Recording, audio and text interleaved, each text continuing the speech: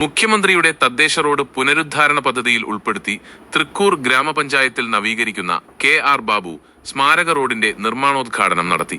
K Ramachandran MLA നിർമ്മാണ പ്രവർത്തനങ്ങൾ ഉദ്ഘാടനം ചെയ്തു. തൃക്കൂർ ഗ്രാമപഞ്ചായത്ത് പ്രസിഡന്റ് സുന്ദരി മോഹൻദാസ് അധ്യക്ഷത വഹിച്ചു.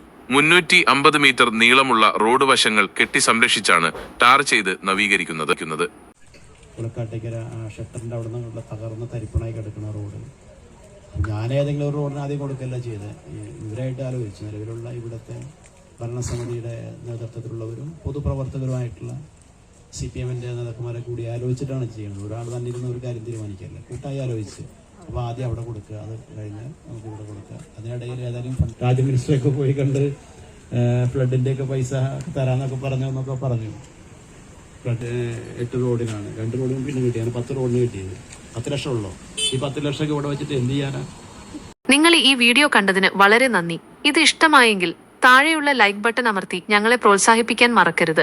ഈ വാർത്തയെക്കുറിച്ചുള്ള നിങ്ങളുടെ വിലയേറിയ അഭിപ്രായങ്ങളും നിർദ്ദേശങ്ങളും താഴെ കമന്റ് ബോക്സിൽ രേഖപ്പെടുത്താവുന്നതാണ്. കൂടാതെ കൊടകരയുടെയും പരിസര പ്രദേശങ്ങളിലെയും കൂടുതൽ വാർത്താവിശേഷങ്ങൾക്കും വീഡിയോകൾക്കുമായി ഈ ചാനൽ സബ്സ്ക്രൈബ് ചെയ്യാനും മറക്കരുത്.